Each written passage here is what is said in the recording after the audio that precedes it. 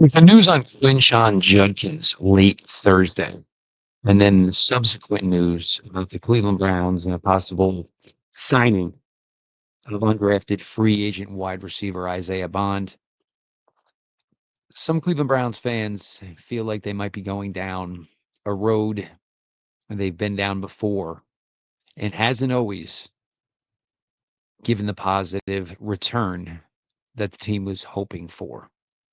We're going to talk about that a little bit more. Browns 3D on the OBR streaming network begins now.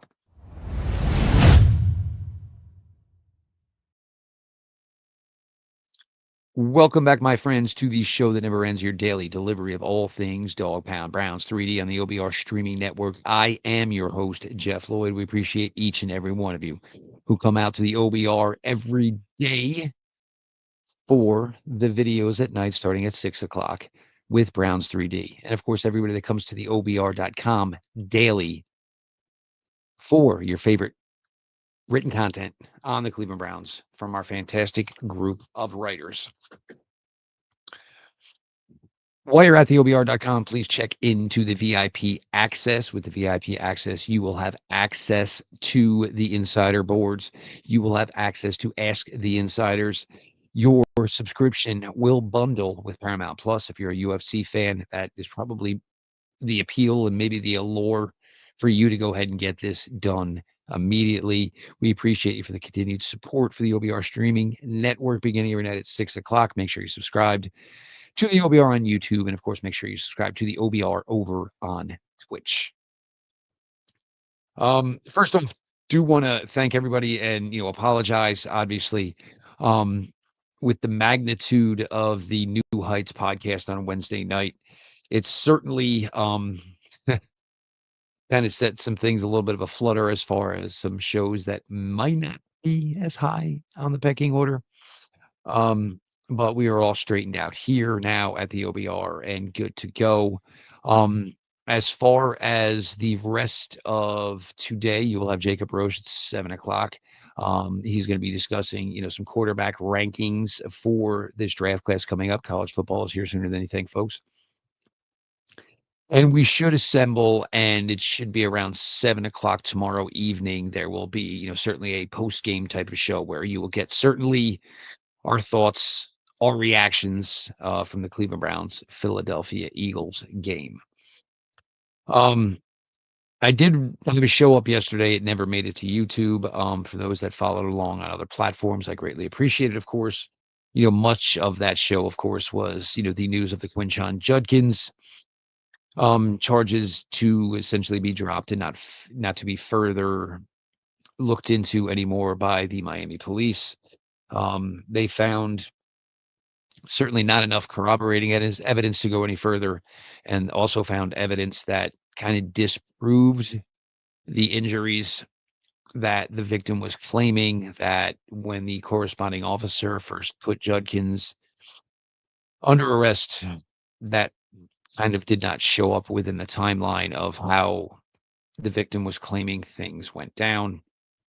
If you want to say maybe Judkins got off on a technicality, I don't think I'd necessarily disagree with you. Whether or not Quinshon Judkins could face punishment from the league, from those I have reached out to, the belief is that Quinshon Judkins probably is not going to see any discipline from the league. If this were something that goes to a civil trial, something else further down the road, that certainly could be the case.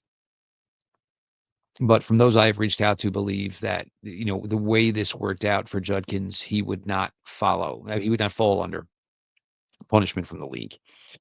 Now, shortly thereafter, undrafted free agent wide receiver Isaiah Bond had his, man, we're talking so much legal stuff, right?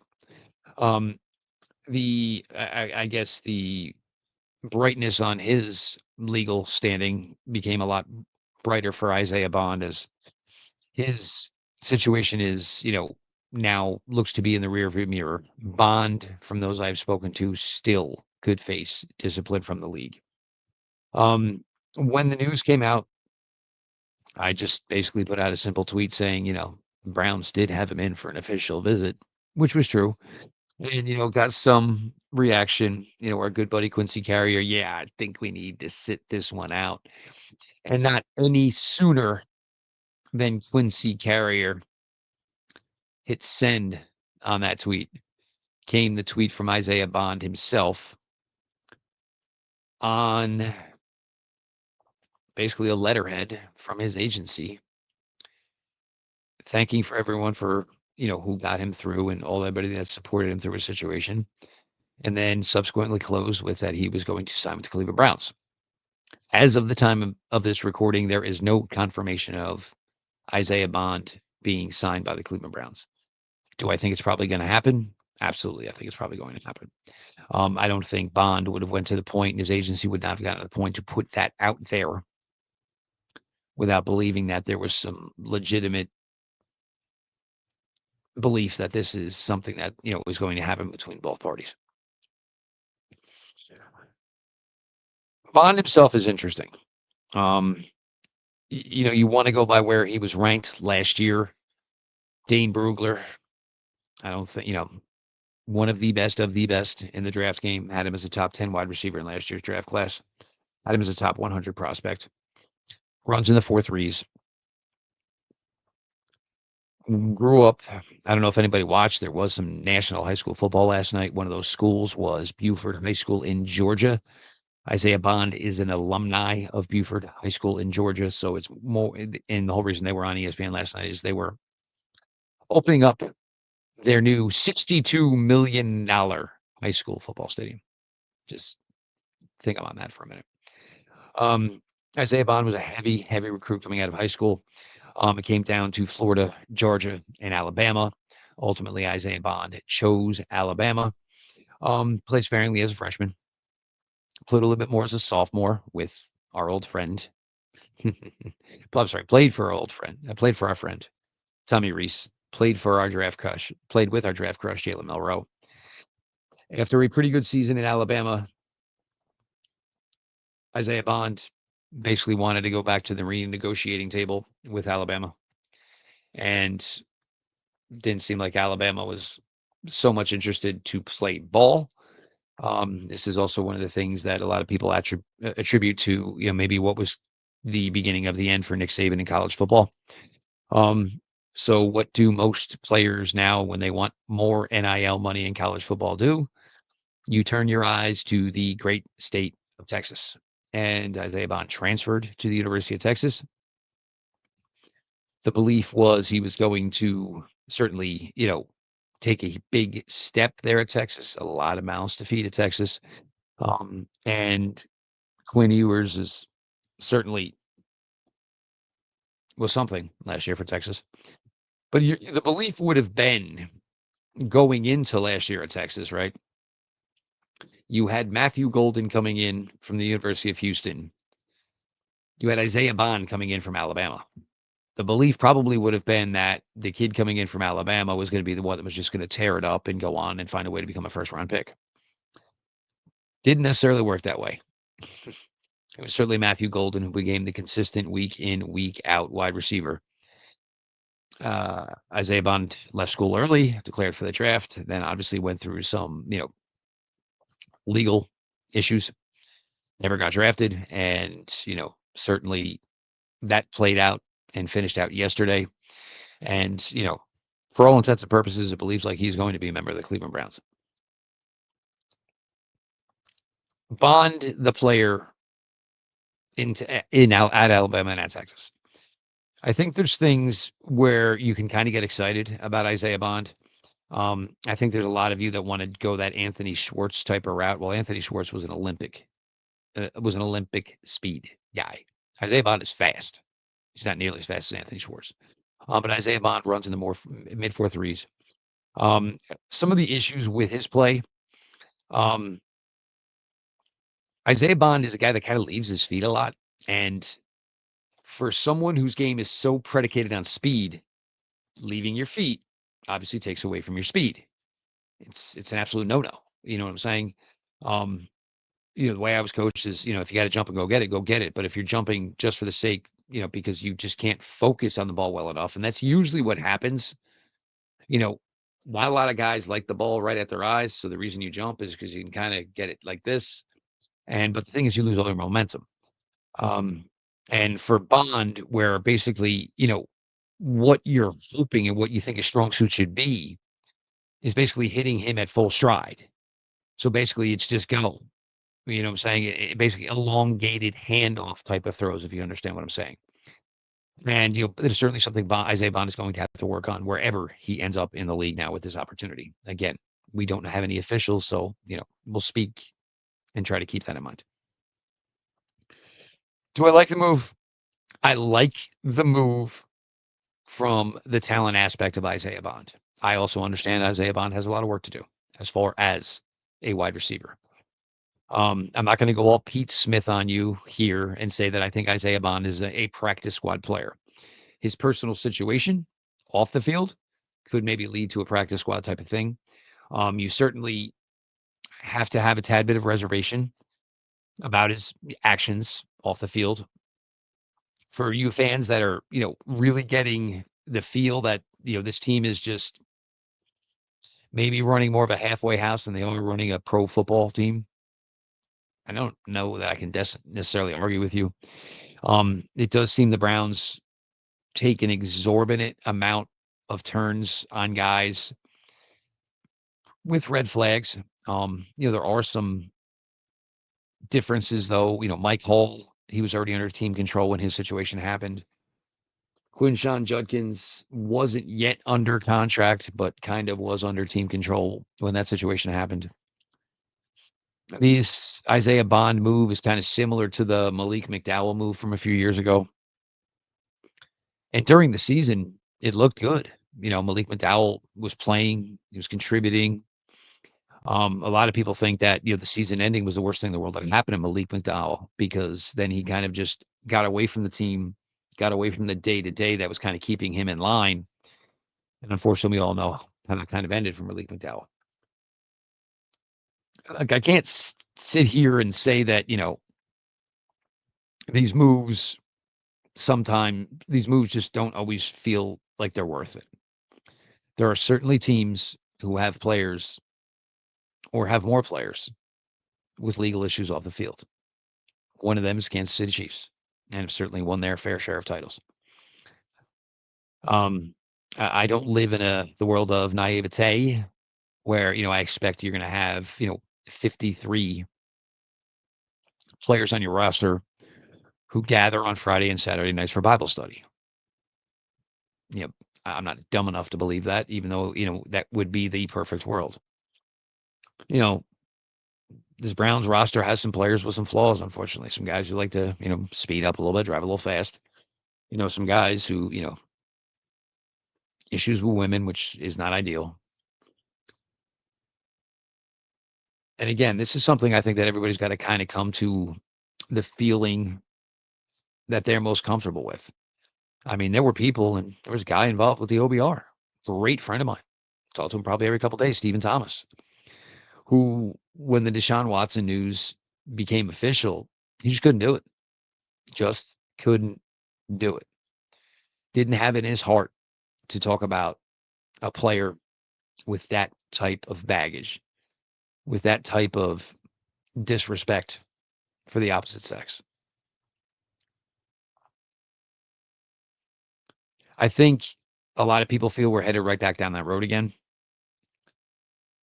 And I don't think you're wrong for believing that. Maybe it's in a smaller, lesser degree. I also think that Andrew Berry, and maybe this comes from being a father of three. I'm a father of two. I get it. You feel like you can be the difference maker. You feel like, maybe they didn't get the best chance, didn't get the best upbringing, whatever the reason is. You feel like that, you want to be somebody that can help somebody change themselves. Certainly a younger person, improve themselves, change themselves. I think there is some of that in Andrew Berry, that comes with these, type of moves. Is, I think, your heart has that fatherly figure and you want to be able to assist, guide.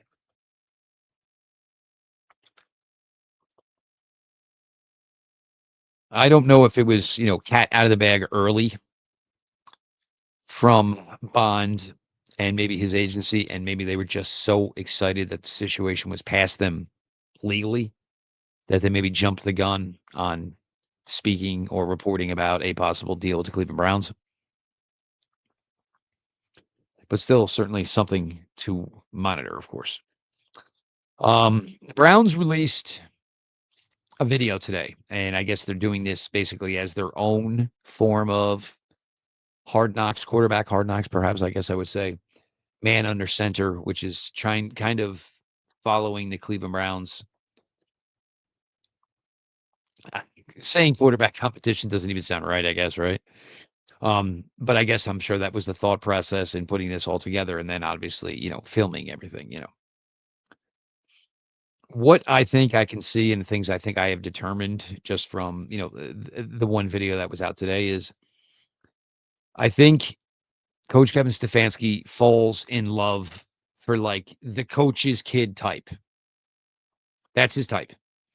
He doesn't want the wild renegade, so which makes me think that maybe he wasn't so high on Deshaun Watson. Um, Makes me understand why maybe he and Baker Mayfield, why it all fell apart like it did. I think Coach Stefanski, you know, basically wants, the coach's son. Dylan, that's why I think, and you watch that video, certainly you can see the affinity for a guy like Kenny Pickett. You can see the affinity from Coach Stefanski and Dillon Gabriel. These are things that didn't surprise us. These are things we obviously knew before this video came out today. And I don't necessarily disagree with that, of course. You know what I'm saying? However, I don't think the way maybe Coach Stefanski looks at Shador Sanders, that part's the part I don't necessarily get because Shador Sanders is literally the son of a coach. I mean, maybe there's a little more brazen to him, a little more moxie. I mean, you saw Shador talking with Andrew Berry after, they decided that Shador was done last Friday night in Carolina. And Andrew Berry, congratulated him, told me he did some really good things, complimented him on a couple of things that he thought he did well, told him it wasn't perfect. And I think you kind of saw from Shador, that's kind of stuff he wants to hear. I don't think Shador wants smoke blown up his ass. I don't think he wants that because I guarantee you his father was not blowing smoke up his ass all these years that Shador was playing for. Shador wants honest feedback, honest criticisms. What do I need to work on? What do I need to do to get better? And it did seem strange in that scenario that the conversation was going on right behind Coach Kevin Stefanski. And, Coach could have, late in a blowout in a preseason game, drop the headset around your shoulders and step back. And, hey, we're really proud of you. You stepped into a situation. Maybe it wasn't supposed to be your day, but it was your day, and you made it your day. I think their belief is they think and they know that Joe Flacco is the best quarterback in that room. But I also believe they think there's, basically a timer. Remember the old games where you'd play with the sands and the hourglass, da da da da. Whether it's Joe's turnover ratio or the fact that he's 40 years old. I think they believe Joe is probably the best guy in that room, but I think they believe that, it's not a long sustainable thing with Joe. I still don't agree with it in no way whatsoever, but I think they were really excited to get Kenny Pickett. And I mean, you're going to have to explain that to me like I'm a 3-year-old. I mean, there's just not enough there. There's just not enough there. And I know this was a terrible, terrible offseason between free agency, trade targets, and the draft to need a quarterback, and certainly not the offseason to go hunting to bring in 5 quarterbacks. But it doesn't necessarily matter, who Kevin Stefanski feels he likes the best.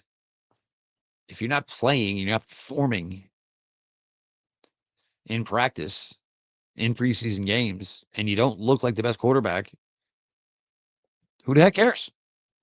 You play who's the best. And right now, through training camp, the Cleveland Browns' best two quarterbacks have been Joe Flacco and have been Shedeur Sanders. It's just that simple. You're not fooling anybody. I'm not making this bold, grand statement.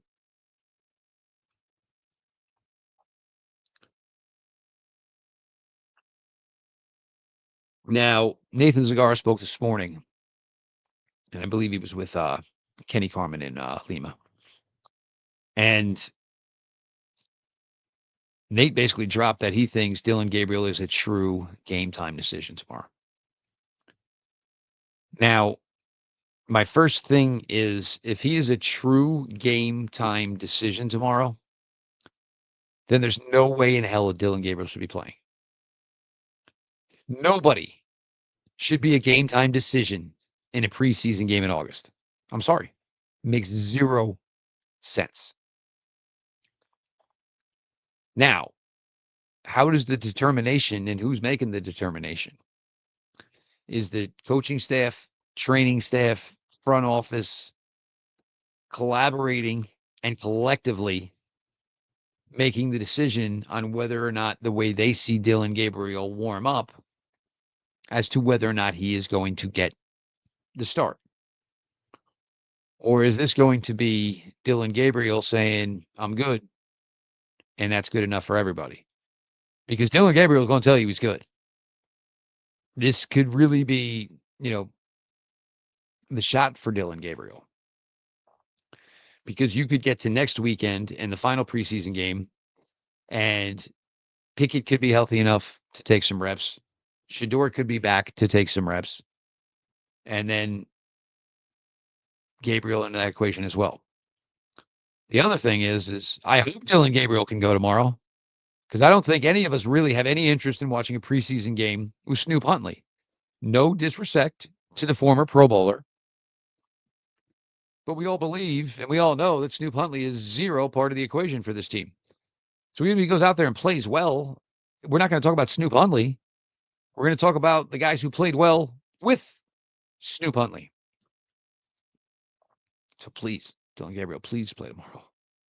And, for Gabriel, he's got an opportunity tomorrow if he plays to bring back all the lost time that he missed. And if he can go out there tomorrow and he can perform well, he's going to get himself right back neck and neck with Shedeur Sanders. If he doesn't, Shedeur Sanders, who went to Philadelphia this week, didn't take a snap at practice, will not have played in the game, will have elevated himself even higher without even playing. It's a realistic thing. It truly is. Because Gabriel is struggling.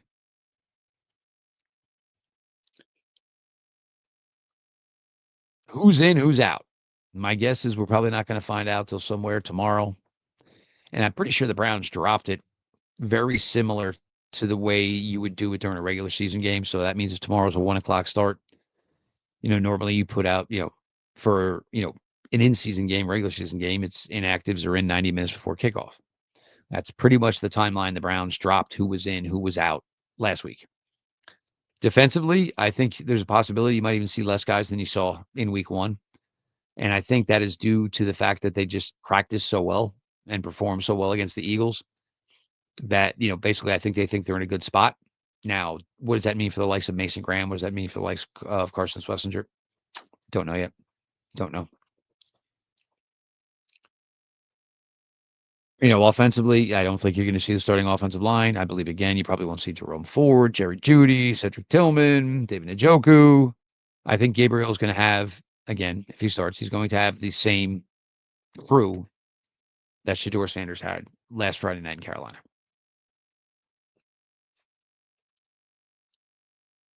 I said going into this week and during this week that this week would tell you a little bit more than maybe what the Browns did last week in Carolina. That could still be true. But if it's Snoop Huntley, again, it doesn't matter. How many guys sit on defense, again, it might not matter. So my belief, and we've heard Coach talk about this, Coach Stefanski, of course, is, that he values the practices more than the preseason games. And that certainly could be the case, and it might have to be the case to make ourselves feel better as far as what may go down tomorrow at the link at 1 o'clock between the Browns and certainly the Eagles. Again, Quinshon Judkins cleared. Browns will get him under contract as fast as possible and get him working as we're sitting here right now. Today's the 15th, 16th. Got about 23 days or so before opening day. Can Quinshon Judkins be available week 1? Absolutely. Could it be a full workload? Most likely not. Isaiah Bond, former pupil of Tommy Rees at Alabama. It appears there is legitimate legs to this. I don't know that it means he's automatically a lock for the 53. He's obviously far behind. But if you told me there was a wide receiver room of Jerry Jeudy, Cedric Tillman, Deontay Johnson, Jamari Thrash, Gage Lavardane, and Isaiah Bond, I could see that. I don't think this team has to keep DeAndre Carter. And to this point, DeAndre Carter's not doing much on the offensive side of the ball. Yes, he's a plus return man. I understand that. But, when you are a team coming off a 3-14 season, having a plus return guy is absolutely a luxury and by no means a necessity. You know who would want a plus returner? A team like the Eagles, the Chiefs, the teams that are in contention. And that plus returner could maybe make the difference in, one more win. It's not going to make a difference. DeAndre Carter's not going to make a difference in the Cleveland Browns 2025 season. So if you're telling me it came down to, Isaiah Bond or Gage Lavardane, who I've seen have a 30-yard punt return, catch a big dig, take a jet sweep for a touchdown against Carolina Panthers, yeah, I'd rather keep Gage Lavardane.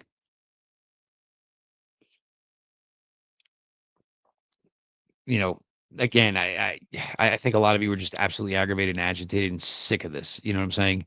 Because I think when these players become available and we know of their, negative off-field, negative history, and well, that's all cleared up, and he's available. And everybody, well, all right, we'll see you in Bury. Oh, there it is. Yep, Cleveland Browns signed so and so. Da, da, da. I get it, man. I totally, absolutely, totally. But finding guys who carried a top 100 draft grade or top 10 at their position in the most recent draft, who run in the 4.3s, who have had success at Alabama and had success at Texas, just don't become available this time of year. So for the Browns, it was there, and I certainly understand that. The opportunity, to bring in a player. Yes, there's a checkered past. But if it wasn't for the checkered past, a guy like Isaiah Bond is not going to be available. He's going to be in camp somewhere as a 3rd-round pick, as a guy who's absolutely a roster lock. So, I mean, it's such a fine line, and I think it's certainly something that as we get older matters a little more to us. You were a kid, what do I care? You didn't know enough. You didn't see the forest through the trees necessarily. You just wanted a team you wanted your team to win. So there was a good player and okay, get him. I think as we age, mature, we start to look at things, with a tad bit more of a moral compass. So I've used this line before, and I think it still fits here. If you're pissed, I get it. If you're excited, I get it. If you're absolutely 110% indifferent, I get it. You guys, as a Browns fan base, have been subjugated to a lot of losing and a lot of humiliation and criticism. And a lot of times this organization just tees it up and sets you guys up for it all over again. I get it. We'll hit back at you guys all tomorrow night. I believe that the theory is to be at 7 for a post-game show. I plan on being there. Pete Smith's planning on being there. Obviously, we'll talk about, everything went down yesterday tomorrow between the Browns and the Eagles, of course. So make sure you subscribe to the OBR on YouTube. Make sure you subscribe to the OBR over on Twitch. Make sure you head over to the OBR.com for all the great written content. Make sure you look into that VIP access, insider forums, ask the insiders. And of course, it gets bundled with Paramount Plus. So if you're a UFC fan, that is a great thing. You're a Browns fan, you're a UFC fan. There is no reason for you not to be over here with the VIP package at the OBR. All that being said, this has been your daily delivery of all things Dog Pound. Browns 3D on the OBR streaming network, and we will talk to y'all tomorrow.